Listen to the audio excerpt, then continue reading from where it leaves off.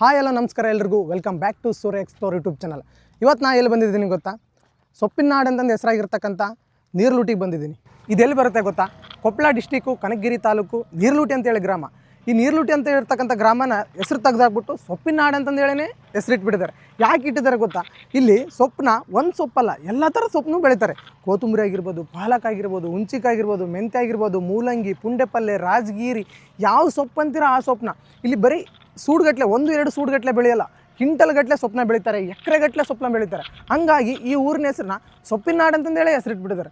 ಇಲ್ಲಿ ಬೆಳೀತಕ್ಕಂಥ ಸೊಪ್ಪನ್ನ ಇಲ್ಲಿ ಅಷ್ಟೇ ಮಾರಲ್ಲ, ನಮ್ಮ ಕರ್ನಾಟಕದಲ್ಲಿ ಅಷ್ಟೇ ಮಾರಲ್ಲ, ಹೈದರಾಬಾದ್ ಆಗಿರ್ಬೋದು, ಸಿಲಿಕಾನ್ ಸಿಟಿ ಆಗಿರ್ತಕ್ಕಂಥ ಬೆಂಗಳೂರಿಗೆ ಎಕ್ಸ್ಪೋರ್ಟ್ ಮಾಡ್ತಾರೆ. ಆಮೇಲೆ ಹುಬ್ಳಿಗೆ, ದಾವಣಗೆರೆ, ಗಂಗಾವತಿ ಆಗಿರ್ಬೋದು, ಸಿಂಧನೂರು ಆಗಿರ್ಬೋದು, ರಾಯಚೂರು ಡಿಸ್ಟಿಕ್, ಯಾವ ಡಿಸ್ಟಿಕ್ ಅಂತೀರ ಆ ಡಿಸ್ಟಿಕ್ಗೆ ದಿನಕ್ಕೆ ಎಂತ ಇಲ್ಲ ಅಂದರೂ 4-5 ಗಾಡಿ ಎಕ್ಸ್ಪೋರ್ಟ್ ಗಾಡಿ ಬೇರೆ ಬೇರೆ ಡಿಸ್ಟಿಕ್ಕಿಗೆ ಆಗಿರ್ಬೋದು, ಬೇರೆ ತಾಲೂಕಿಗೆ ಆಗಿರ್ಬೋದು, ಬೇರೆ ರಾಜ್ಯಕ್ಕೆ ತೊಗೊಂಡು ಹೋಗ್ತವೆ.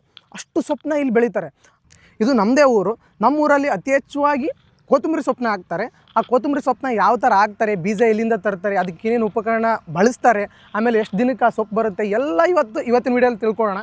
ಇವು ನಮ್ಮ ತಮ್ಮ ಆ ಕಡೆ ಎಲ್ಲ ಬೀಜ ಹಾಕ್ತಿದ್ದಾನೆ. ಅವ್ನು ತೋರಿಸ್ತೀನಿ, ಅವ್ನು ಕೇಳೋಣ, ಅವ್ನು ಮಾತಾಡ್ಸೋಣ. ಯಾಕಂದರೆ ಅವ್ನು ಏಜ್ ಚಿಕ್ಕದಾಗಿರ್ಬೋದು, ಆದರೆ ಅನುಭವ ದೊಡ್ಡದಿದೆ. ಅವನು ಚಿಕ್ಕ ವಯಸ್ಸಿಗೆ ಕೆಲಸ ಸ್ಟಾರ್ಟ್ ಮಾಡ್ಕೊಂಡ, ಕೃಷಿ ಒಳಗೆ ಆಸಕ್ತಿ ಇದೆ ಅಂತಂದೇಳಿ ಕೃಷಿ ಮಾಡೋಕ್ಕೆ ಶುರು ಮಾಡಿದ್ದಾನೆ.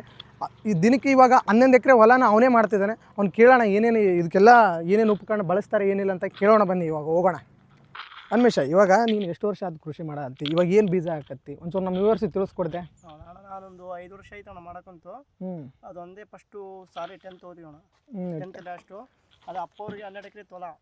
ಅಪ್ಪರಿಂದ ಮಾಡೋದಾಗ್ತಿಲ್ಲ, ಹಂಗಾಗಿ ನಾವು ಒಂದು ಸ್ವಲ್ಪ ಕೈ ಹೊಡಿಬೇಕಂತ ಬಿಟ್ಟೋಣ. ಸಾರಿ ಬಿಟ್ಟು ಕಳಿಸಿ ಈಗ ಪಲ್ಯ ಗಿಲ್ಲೆ ಅದು ಒಂದೇ ಸೊಪ್ಪು ಅಣ್ಣ. ಅದು ಆ ಕಡೆ ಸೈಡ್ ಸೊಪ್ಪು ಅಂತ, ನಮ್ಮ ಸೈಡ್ ಪಲ್ಯ ಅಂತಣ್ಣ. ಈಗ ಕೊತ್ತಂಬರಿ ಬೀಜ ಹಾಕೊಂತೀವಿ ಅಣ್ಣ. ಅಲ್ಲಿಂದ ಅಲ್ಲಿಗೆ ಹಾಕ್ಬೇಕಣ್ಣ. ಫಸ್ಟು ಟಾಕ್ರಿ ಎತ್ತಿಲಿ ಹಾಕ್ತಿದ್ವಿ ಅಣ್ಣ. ಬಾ ಈ ಕಡೆ ಕೆಳ ಬಂದು ತೋರಿಸ್ ಬಾ. ಫಸ್ಟು ಎತ್ತಿಲಿ ಹಾಕ್ತಿದ್ವಿ ಅಣ್ಣ. ಇದ್ದಿದ್ದಿಲ್ಲ ಅವ ಫಸ್ಟಿಗೆಲ್ಲ ಇಲ್ಲ ಟಾಕ್ರಿ ಇದ್ದಿಲ್ಲ ಅವ ಫಸ್ಟ್ ಎತ್ತಿಲಿ ಹಾಕ್ತಿದ್ವಿ. ಎತ್ತಿ ಇಲ್ಲಾರ ಕಾರಣಕ್ಕೆ ಅದಕ್ಕೆ ರಿಜರಿ ಅಂತೀವಿ ಅಣ್ಣ. ಅದಕ್ಕೆ ಫಸ್ಟ್ ಎತ್ತಿಲಿ ಹಾಕ್ತಿದ್ವಿ ಅಣ್ಣ ರಿಜರಿ. ಅಂದ್ರೆ ಅದಕ್ಕೆ ಒಂದು ಕಟಿ ತರ ರಿಜರಿ ಮಾಡಿ ಕಳಿಸಿ ಹಾಕ್ತಿದ್ವಿ ಅಣ್ಣ. ಈಗ ಎತ್ತಿಲ್ಲಾರ ಟಾಕ್ರಿ ಇಲ್ಲೇ ರಿಜರಿ ಹಾಕಿ ಕಳಿಸಿ ಆಮೇಲೆ ಕುಂಟಿ ಹೊಡೆದು ಕಳಿಸಿ ಕಲಿಸ್ಬೇಕಣ್ಣ. ಅನ್ಮೇಶ, ಇವಾಗ ಇವು ಸಾಲು ಬಿಟ್ಟಿರಲ್ಲ, ಯಾವ ಲೆಕ್ಕಕ್ಕೆ ಸಾಲು ಬಿಡ್ತೀರಿ? ಏನು ಕುಂಟಿ ಲೆಕ್ಕಕ್ಕೆ ಬಿಡ್ತೀರಾ, ಏನು ಯಾವ ಲೆಕ್ಕಕ್ಕೆ ಸಾಲು ಬಿಡ್ತೀರಿ ಅವನ್ನ? ಇಲ್ಲ ಅಣ್ಣ, ಅದು ನೀರು ಹೆಂಗೆ ಬರುತ್ತೆ ಹಂಗೆ ಅದ್ರ ಪಕ್ಷ. ಅಂದ್ರೆ ಅಕಸ್ಮಾತ್ ಒಂದೊಂದು ದೊಡ್ಡ ನೀರು ಇರ್ತಾವೆ, ಒಂದೊಂದು ಸಣ್ಣ ನೀರು ಇರ್ತಾವೆ, ಅದ್ರ ಮೇಲೆ ಡಿಪೆಂಡ್. ಅಕಸ್ಮಾತ್ ಬ್ಯಾಸಿಗೆ ನೀರು ಸಣ್ಣ ಬಿಡ್ತಾವೆ, ಬೋದ್ ಸಣ್ಣ ಮಡಿಕೆನಾಗ ಬರ್ತವೆ, ದೊಡ್ಡ. ಇವಾಗ ಅಂದ್ರೆ ಬ್ಯಾಸಿಗೆ ಸ್ವಲ್ಪ ನೀರು ಇತ್ತಂದ್ರೆ ಸಣ್ಣ ಬೋದ್ ಮಾಡ್ಕೊಂಬೇಕು. ಇಲ್ಲಂದಪ್ಪ ನೀರು ಇರಲ್ಲ ಬ್ಯಾಸಿಗೆ ಬಿಸಿಲು ಇರ್ತಲ್ಲ, ಸಣ್ಣ ಮಡಿಕೆನಾಗ ಬರ್ತವೆ, ದೊಡ್ಡ ಮಡಿಕೆನಾಗ ಬರ್ತದೆ. ಸಾರ ನಾವು ಬಿಡೋ ಮೇಲೆ ಡಿಪೆಂಡ್. ಅದು ನಮಗೆ ಹೊಲ ಹೆಂಗೈತಿ, ಆಮೇಲೆ ನೀರು ಹೆಂಗೈತಿ ಅದ್ರ ಮೇಲೆ ಡಿಪೆಂಡ್. ಇವಾಗ ಬೀಜ ಎಲ್ಲ ಎಲ್ಲಿಂದ ತರ್ತೀರಿ ಇವನ್ನೆಲ್ಲ? ಅವು ಫಸ್ಟು ದಾವಣಗೆರೆ ತಗೊಂಡಿದ್ರಣ. ಈಗ ಲೋಕಲ್ ಕನೀರ ಸಿಗ್ತಾವೆ, ಇಲ್ಲೇ ಸಿಗ್ಬಿಡ್ತಾವಲ್ಲ ದಾವಣಗೆರೆ. ಫಸ್ಟು ದಾವಣಗೆರೆ ಬೀಜ ಅಂತಾರಣ ಅವಕ್ಕೆ. ದಾವಣಗೆರೆ ಬೀಜ ಅಂತಾರೆ. ದಾವಣಗೆರೆ ಬೀಜ ಅಂತ ಫಸ್ಟು ದಾವಣಗೆರೆಯಿಂದ ಸಿಕ್ಕಿದ್ವಣ ಫಸ್ಟ್ ಬೀಜ. ಈ ಸರಿ ಕನೀರಿಗೆ ಸಿಗ್ತಾವಣ, ಕನೀರಿಯಿಂದ ತಂದು ಹಾಕ್ತಾರಣ. ಇವಾಗ ಇಷ್ಟು ಬೋದ್ ಹಾಕಿಯಲ್ಲ, ಇವೆಲ್ಲ ಸಾಲ ಹಾಕಿಯಲ್ಲ, ಇದಕ್ಕೆ ಎಷ್ಟು ಬೀಜ ಹೋಗುತ್ತೆ? 5 ಪ್ಯಾಕೆಟ್ ಹೋಗ್ಬೋದಣ್ಣ. 4-5 ಪ್ಯಾಕೆಟ್ನಾಗ ಇದಾಗ್ಬಿಡುತ್ತಾ? ಹೋಗ್ಬೋದು. ಇನ್ನು ಅಕಸ್ಮಾತ್ ಆ ಕಡೆ ಬಿಟ್ಟು 10 ಪ್ಯಾಕೆಟು 8 ಪ್ಯಾಕೆಟ್ ಹೋಗ್ಬೋದು ಅನ್ಸಿದ್ರೆ ನನಗಂತೆ. ಆಮೇಲೆ ನನಗೆ ಅದು ಬೀಜ ತೋರಿಸುವಂತೆ, ಅದು ಹೆಂಗೆ ಬರುತ್ತೆ ಬೀಜ, ಅದು ಹೆಂಗೆ ಪ್ಯಾಕೆಟ್ ಆಮೇಲೆ ತೋರಿಸುವಂತೆ. ಫಸ್ಟ್ ಇದನ್ನು ತೋರಿಸೋಣ. ಇವಾಗ ಎಷ್ಟು ಬೋದಿದ್ದಾವೆ ಇವೆಲ್ಲ? ಅವು ಎಣಿಸಿಲ್ಲ ಅಣ್ಣ, ಎಣಿಸಲಾರ ಹಾಕಿನಿ. ಎಣಿಸಿ ಲೆಕ್ಕ ಮಾಡಿ ಆಮೇಲೆ ಕೇಳ್ತೀನಿ ಅಣ್ಣ. ಬೀಜ ಹೋಗ್ತೀವಲ್ಲ ಅವು ಲೆಕ್ಕ ಮಾಡಿ ಕಾಸಿ ನಿಂಗೆ ಹೇಳಿ ಕಾಸಿ ಆಗ ಸಾಂಪ್ ಮಾಡೋಣ. ಓಕೆ ಬನ್ನಿ. ಇವಾಗ ಬೋದ್ ಹಾಕಿದ ನಾನು. ಈ ಬೋದೆಲ್ಲ ಹಾಕೋದು ಮುಗಿದ್ಮೇಲೆ ಬೀಜದ ಕಡೆ ತೋರಿಸ್ತೀನಿ ನಿಮ್ಗೆ. ಬೀಜ ಹೆಂಗಿದಾವೆ, ಏನು ಎಲ್ಲಿಂದ ತರ್ತಾನೆ ಅದನ್ನು ತೋರಿಸ್ತೀನಿ. ಆಮೇಲೆ ಬೀಜ ಹೋಗ್ತಾನೆ, ಬೀಜ ಉಗ್ಗಿದ್ಮೇಲೆ ಅದನ್ನೆಲ್ಲ ಸಾಫ್ ಮಾಡ್ತಾನೆ, ಮುಚ್ತಾನೆ, ಅದನ್ನು ತೋರಿಸ್ತೀನಿ ನಿಮಗೆ. ಬನ್ನಿ ಇವಾಗ ಹೋಗೋಣ. ಇವಾಗ ನೋಡ್ತಿರ್ಬೋದು ನಮ್ಮ ತಮ್ಮ ಹಿಂದೆ ಕುಂಟಿ ಹೊಡಿತಿದ್ದಾನೆ. ಯಾಕೆ ಹೊಡಿತಿದ್ದಾನೆ ಅಂದರೆ, ಅವಾಗಲೇ ರಿಸರ್ವ್ ಬಿಟ್ಟಿದ್ನಲ್ಲ, ಬೋದ್ ಹಾಕಿದ್ನಲ್ಲ, ಇಲ್ಲಿ ಈ ಕಡೆ ಗ್ಯಾಪ್ ಇರುತ್ತೆ. ಇಲ್ಲಿ ರಿಸರ್ವ್ ಬಿಟ್ಟುವಾಗ ಇಲ್ಲೊಂಚೂರು ಗ್ಯಾಪ್ ಆಗಿರುತ್ತೆ, ಇಲ್ಲೊಂಚೂರು ಗ್ಯಾಪ್ ಆಗಿರುತ್ತೆ. ಅಂದರೆ ಏನಾಗಿರುತ್ತೆ ಅಂದರೆ, ನೆಲ ಸಾವತಟ್ಟಾಗಿರಲ್ಲ, ಅಂದರೆ ಲೇವಲ್ ಇರೋಂಗಿಲ್ಲ, ಮಿಡಲ್ ಅಷ್ಟೇ ಲೇವಲ್ ಇರುತ್ತೆ. ಆಜು ಬಾಜು ಏನಾಗಿಬಿಟ್ಟಿರುತ್ತೆ, ತೆಗ್ಗಾಗಿರುತ್ತೆ. ಅಲ್ಲಿ ಆ ಬೀಜ ಉಗ್ಗಿದ ಮೇಲೆ, ಬೀಜ ಹಾಕಿದ ಮೇಲೆ ಏನಾಗುತ್ತೆ, ಅದು ಒಂದು ಇಂಚ್ 3 ಇಂಚು ಒಳಗಡೆ ಹೋಗ್ಬಿಡುತ್ತೆ ಬೀಜ. ಅವಾಗ ಏನು ಮಾಡುತ್ತೆ, ಅದು ಈ ಸೈಡು ನಾಟಂಗಿಲ್ಲ ಬೀಜ. ಏನಾಗುತ್ತೆ, ಈ ಮಿಡಲ್ ಅಷ್ಟೇ ನಾಟ್ಬಿಡುತ್ತೆ, ಈ ಕಡೆ ಸೈಡ್ ಇದ್ದಿದ್ದು ನಾಟಂಗಿಲ್ಲ, ಅದೆಲ್ಲ ಒಳಗಡೆ ಹೋಗ್ಬಿಡುತ್ತೆ. ಹಂಗಾಗಿ ಏನು ಮಾಡ್ತಾರೆ, ಅದೆಲ್ಲ ಲೇವಲ್ ಆಗಬೇಕಂತಂದೇಳಿ ಇವಾಗ ಅವನು ಕುಂಟಿ ಹೊಡಿತಿದ್ದಾನೆ, ಅದನ್ನೆಲ್ಲ ಸಾಫ್ ಮಾಡ್ತಿದ್ದಾನೆ. ಬೋದೆಲ್ಲ ಸಾಫ್ ಮಾಡಿಕೊಂಡು ಆಮೇಲೆ ಬೀಜ ಹೋಗ್ತಾನೆ. ಅದು ಯಾವ ಥರ ಹೋಗ್ತಾನೆ ಅಂತಂದೇಳಿ ನಿಮಗೆ ಆಮೇಲೆ ತೋರಿಸ್ತೀನಿ.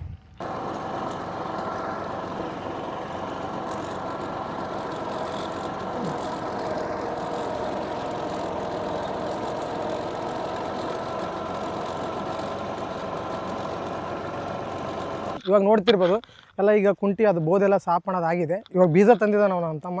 ಬೀಜ ಹೋಗಿ ಬಂದಾನೆ, ಕೇಳೋಣ. ಎಷ್ಟು ಪ್ಯಾಕೆಟ್ ಇದಾವೆ ನಮ್ಮ ಬೀಜ? 10 ಪ್ಯಾಕೆಟ್ ಇದಾವೆ. 10 ಪ್ಯಾಕೆಟ್ ಇದಾವೆ. ತೋರಿಸು ಬೀಜ ಹೆಂಗಿದೆ, ತೋರಿಸು ಮುಂದೆ. ಇಲ್ಲಿ ನೋಡ್ತಿದ್ರಲ್ಲ, ಇಲ್ಲಿ ನೋಡ್ತಿರೋದಲ್ಲ ಇವೇ ಬೀಜ. ಇವು ಕೊತ್ತಂಬರಿ ಬೀಜ.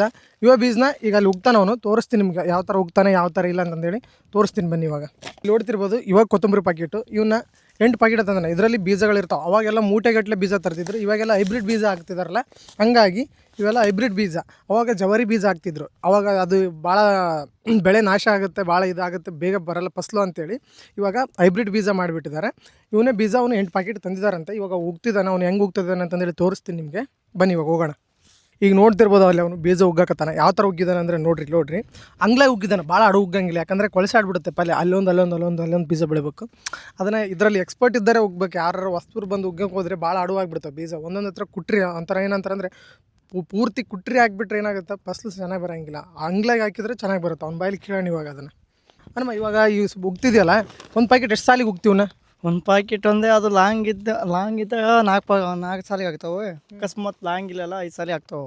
ಒಂದು ಪ್ಯಾಕೆಟ್ 5 ಸಾಲಿಗೆ 5 ಸಾಲಿ. ಇವಾಗ ಇದನ್ನು ನೀರು ಯಾವ ಥರ ಕಟ್ಟಬೇಕು, ಎಷ್ಟು ದಿನಕ್ಕೊಮ್ಮೆ ನೀರು ಕಟ್ಟಬೇಕು ಇದನ್ನು? ಅಂದರೆ ಫಸ್ಟ್ ಒಂದು ಸತಿ ಕಟ್ಕಸಿ ಒಬ್ಬೊಬ್ಬರು ಕಸ್ತಣ್ಣಿ ಅಂತ ಬರುತ್ತೋ ಅದನ್ನು ಹೊಡಿತಾರೆ. 5 ದಿನಕ್ಕೆ ಇಲ್ಲ 4 ದಿನಕ್ಕೆ ಹೊಡಿತಾರೆ. ಒಬ್ಬೊಬ್ಬರು ಹೊಡಿಕ್ರೆ ಈಗ ಕಸ ಹೊಲ ಒಂದೊಂದು ಕಸ ಇದ್ದು ಹೊಲಕ್ಕೆ ಹೊಡೆಯಲ್ಲ, ಒಂದೊಂದು ಕಸ ಇದ್ದು ಹೊಡಕ್ಕೆ ಬಿಡ್ತಾರೆ. ಹಂಗೆ ಸಲುವಾಗಿ ನಾವು ಕಸ್ತಣ್ಣಿ ಹೊಡಿತೇವೆ. ಹೊಡೆದು ಕಸಿ ಅದು 5 ದಿನಕ್ಕೆ ಒಂದು 3 ದಿನಕ್ಕೊಮ್ಮೆ ನೀರು ಕಟ್ತಾರೆ. 3 ದಿನಕ್ಕೊಮ್ಮೆ. ಈ ಬಿಸಿಲ ಬ್ಯಾಸಿಗೆ ಟೈಮ್ನಲ್ಲಿ ಎಷ್ಟು ದಿನಕ್ಕೊಮ್ಮೆ ಕಟ್ತಾರೆ? ಇವಾಗ ಸುಗ್ಗಿ ಒಳಗೆ ಎಷ್ಟು ದಿನಕ್ಕೊಮ್ಮೆ ಕಟ್ತಾರೆ? ಬಿಟ್ಟು 1 ದಿನ ಕಟ್ತಾರೆ. ಸುಗ್ಗಿ ಒಳಗೆ ಬ್ಯಾಸಿಗೆ ಒಳಗೆ ಇಲ್ಲ ಬ್ಯಾಸಿಗೆ ಟೈಮ್ ಅಂದೇ 1 ದಿನಕ್ಕೆ 1 ದಿನ ಕಟ್ತಾರೆ. ಅಕಸ್ಮಾತ್ ಅಂದರೆ ಚಳಿಗಾಲ ಅಂತಾರಲ್ಲ, ಚಳಿಗಾಲಕ್ಕೆ ಅಂದರೆ 3 ದಿನಕ್ಕೆ 4 ದಿನ ಕಟ್ತಾರೆ. ನೋಡ್ತಿರ್ಬೋದು ಇದು ಹೆಂಗಿದೆ ಅಂದರೆ ಪ್ರೊಸೀಜರು. ಬ್ಯಾಸಿಗೆ ಟೈಮ್ದಾಗ 2 ದಿನ ಅಂದರೆ ಇವತ್ತು ನೀರು ಕಟ್ಟಿದ್ದಾವೆ ಅಂದರೆ 1 ದಿನ ಗ್ಯಾಪ್ ಕೊಡ್ತಾರೆ, ಮತ್ತು ಮರುದಿನ ನೀರು ಕಟ್ತಾರೆ. ಇವಾಗ ಸುಗ್ಗಿ ಟೈಮ್ನಾಗ ಯಾವುದಂದ್ರೆ ಮಳೆಗಾಲದಾಗ ಚಳಿಗಾಲದಾಗ ಏನು ಮಾಡ್ತಾರೆ ಅಂದರೆ 3 ದಿನ ಗ್ಯಾಪ್ ಕೊಡ್ತಾರೆ. ಅಂದರೆ 1 ದಿನ ನೀರು ಕಟ್ಟಿ ಆದಮೇಲೆ 2 ದಿನ ಗ್ಯಾಪ್ ಬಿಟ್ಟು 3 ದಿನಕ್ಕೆ ನೀರು ಕಟ್ತಾರೆ. ಯಾಕಂದರೆ ಬ್ಯಾಸಿಗೆ ಟೈಮಲ್ಲಿ ಬಿಸಿಲು ಭಾಳ ಇರುತ್ತಲ್ಲ, ಹಂಗಾಗಿ ನೆಲ ಬೇಗ ಆರುತ್ತೆ. ಹಂಗಾಗಿ ಇದನ್ನ ಏನು ಮಾಡ್ತಾರೆ ಅಂದರೆ 1 ದಿನ ಬಿಟ್ಟು 1 ದಿನ ಈ ಬ್ಯಾಸಿಗೆ ಟೈಮಲ್ಲಿ ನೀರು ಹಾಯಿಸೋದನ್ನ ಇದು ಮಾಡ್ತಾರೆ. ಇವಾಗ ಇಲ್ಲಿ ನೋಡ್ತಿರ್ಬೋದು, ಇಲ್ಲಿ ನೀರು ಕಟ್ತಿದಾರಲ್ಲ, ಇದು ಏನಂದರೆ ಇದು ಮೆಂತ್ಯ ಸೊಪ್ಪು ನೀರು ಕಟ್ತಿದ್ದಾರೆ. ಇದೇ ಥರನ ಬೋದ್ ಮಾಡಿ ನೀರು ಕಟ್ತಾರೆ. ಇದಂದರೆ 3 ದಿನಕ್ಕೊಮ್ಮೆ ನೀರು ಕಟ್ತಿರ್ತಾರೆ. ಇವಾಗ ಬ್ಯಾಸಿಗೆ ಟೈಮಲ್ಲೆಲ್ಲ ಅದಕ್ಕೆ 2 ದಿನಕ್ಕೊಮ್ಮೆ ನೀರು ಕಟ್ತಿದ್ದಾರೆ. ನೋಡ್ತಿರ್ಬೋದು, ಇದೇ ಥರನೇ ನೀರು ಕಟ್ಟೋದು, ಬೋದ್ ಮಾಡಿ ಈ ಥರ ನೀರು ಹರಿಸ್ತಾರೆ. ನಮ್ಮ ಇವಾಗ ಯಾವ್ದಾರು ಇದಕ್ಕಿಂತ ಮುಂಚೆ ಯಾವ್ದಾರು ಹಾಕಿ ಸೊಪ್ಪು ಐತಾನೆ ಇಲ್ಲಿ ಎಲ್ಲಾರು ಹಾಕಿರೋ ಕೊತ್ತಂಬರಿ ಬೀಜ ಹಾಕಿ ಒಣ ಕಡೆ ಇದೆ. 5 ದಿನ ಐತಿ, ಇವತ್ತಿಗೆ 6 ದಿನ ಇದೆ. ಅಲ್ಲಿ ನೋಡ್ಕೊಂಬರ್ರಿ, ಅದ ಸೊಪ್ಪು ಹಾಕಿನಿ, ನೋಡ್ಕೊಂಬರ್ರಿ ಅಲ್ಲಿ ಇದೆ ನೋಡಿ. ಅಂದರೆ ಇವಾಗ 5 ದಿನಕ್ಕೆ ನಾಟಿ ಬಿಡುತ್ತಾ ಇದು? 5 ದಿನಕ್ಕೆ ಒಂದು ಸ್ವಲ್ಪ ನಾಟಿದೆ, ಬಟ್ 6 ದಿನಕ್ಕೆ ಫುಲ್ಲು ಕಾಣ್ತದೆ. ನೀರು ಕಟ್ಟಿ ಅಲ್ಲಿ ನೀರು ಕಟ್ಟಿ ಫುಲ್ ಕಾಣ್ತಾನ, ನೋಡ್ಕೊಂಬಂದ್ಬಿಟ್ರಿ ಒಂದಿಟ್ಟು. ಹಾಕಕತ್ತಿದ್ದೊಂದು ಅಲ್ಲಿ ಹಾಕಿರೋದೊಂದು ಮತ್ತೆ ಏನಾರು ಐತಾ? ಅಲ್ಲಿ ಇನ್ನೊಂದು ಸೈಡ್ ಒಂದಿದೆ ಅಣ್ಣ. ಅಲ್ಲೇ ಎಲ್ಲಿ ಒಂದು ಹಾಕಿ ಒಂದು 15 ದಿನ ಆಯ್ತು ಅಣ್ಣ, ಅಲ್ಲೊಂದು ಸೈಡ್ ಇದೆ ಅಣ್ಣ. ಅದ ಇವಾಗ ಅಲ್ಲಿ ಊರ ಮುಂದೆ ಇನ್ನೊಂದಿದೆ, 15 ದಿನ ಹಾಕಿ ಅದನ್ನು 15 ದಿನ ಆಗಿದೆ, ಅದನ್ನು ತೋರಿಸ್ತೀನಿ ನಿಮಗೆ. ಈಗ ಹಾಕಕತ್ತಿದಾಗ ಒಂದು ಯಾವುದು ಬೀಜ ಹಾಕಿರೋ ತೋರಿಸಿದ್ದೀನಿ. ಇವಾಗ ನಿಮಗೆ ಬೀಜ ಹಾಕ್ತಿದ್ದಾನೆ ಅದನ್ನೊಂದು ತೋರಿಸಿದ್ದೀನಿ. ಇವಾಗ ಹಾಕಿ 5 ದಿನ ಆಗಿದೆ, ನಾಟಿದೆ, ಅದೊಂದು ತೋರಿಸ್ತೀನಿ.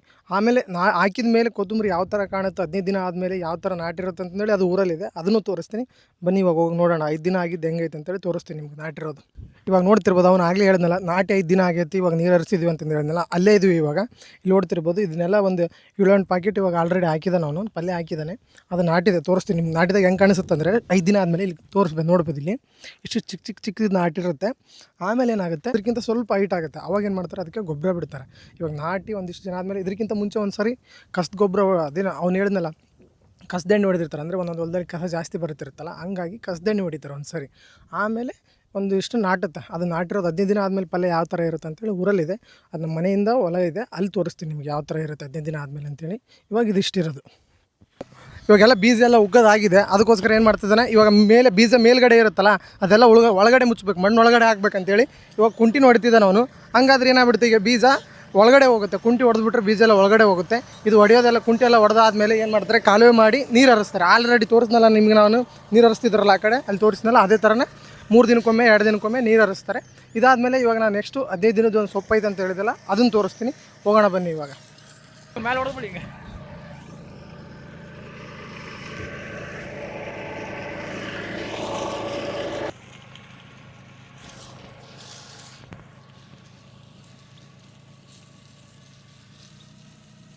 ಓಕೆ ಸ್ನೇಹಿತರೆ, ನಿಮ್ಗೆ ಆವಾಗಲೇ ಹೇಳಿದ್ನಲ್ಲ ನಾನು 15 ದಿನದ ಒಂದು ಕೊತ್ತಂಬರಿ ಇದೆ, 15 ದಿನ ಹಾಕಿ ಇವಾಗ ಹಾಕಿ ಆಲೆ 15 ದಿನ ಕಳೆದಿದೆ, ಆ ಕೊತ್ತಂಬರಿ ತೋರಿಸ್ತೀನಿ ಅಂತ ಹೇಳಿ ಈಗ ಅದೇ ಜಾಗದಲ್ಲಿದ್ದೀನಿ. ನೋಡ್ತಿರ್ಬೋದು, ಇದೇ ಅದು ಕೊತ್ತಂಬರಿ. ಏನಂದರೆ ಇದನ್ನು ಹಾಕಿ ಆವಾಗಲೇ ತೋರಿಸಿದ್ನಲ್ಲ ನಿಮಗೆ ನಾನು, ಅದು ಚಿಕ್ಕ ಮೊಳಕೆ ಇತ್ತು. ಅದು ಜಸ್ಟ್ ಇನ್ನು 5 ದಿನದಷ್ಟೇ, 5 ದಿನ ನೀರು ಹರಿಸಿ 5 ದಿನ ಆಗಿತ್ತು, ಇವಾಗ ಮೊಳಕೆ ಬಂದಿತ್ತು.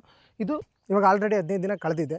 ಅಲ್ಲೇ ಇವಾಗ ಇದ್ದೀನಿ. ನೋಡ್ತಿರ್ಬೋದು ನೀವು ಇವಾಗ ಹೆಂಗೆ ಕಾಣಿಸ್ತಿದೆ ಅಂದರೆ ಸೇಮು ಕೊತ್ತಂಬರಿ ಥರ ಕಾಣಿಸ್ತಿರುತ್ತೆ. ಇವಾಗ ಫಸ್ಟಲ್ಲಿ ಏನು ಕಾಣಿಸ್ತಿರುತ್ತೆ, ಯಾವ ಮೊಳಕೆ ಏನಿದೆ ಅಂತಂದೇಳಿ ಗೊತ್ತಾಗಂಗಿಲ್ಲ ಅದ್ರ ಶೇಪು. ಇವಾಗ ನೋಡ್ತಿರ್ಬೋದು ನೀವು ಕಾಣಿಸ್ತಿದೆ. ಇದಕ್ಕೇನು ಮಾಡ್ತಾರೆ ಅಂದರೆ ಬೀಜ ಹಾಕಿ 15 ದಿನ ಆದಮೇಲೆ ಇದಕ್ಕೆ ಒಂದು ಸಾರಿ ನೀರಲ್ಲಿ ಕಲಸಿ ಗೊಬ್ಬರನ ಬಿಡ್ತಾರೆ. ಈ ಯೂರಿಯಾ ಆಗಿರ್ಬೋದು ಇಲ್ಲ DAP ಗೊಬ್ಬರನ ನೀರಲ್ಲಿ ಬಿಡ್ತಾರೆ. ಯಾಕಂದರೆ ಹಾಗೆ ಉಗ್ಬಿಟ್ರೆ ಏನಾಗುತ್ತೆ ಅಂದರೆ ಎಲೆಗಳ ಮೇಲೆ ಬಿದ್ದು ಎಲೆ ಸುಟ್ಟೋಗೋ ಚಾನ್ಸ್ ಇರುತ್ತೆ ಅಂತೇಳಿ ನೀರಲ್ಲಿ ಕಲಸಿ ಬಿಡ್ತಾರೆ.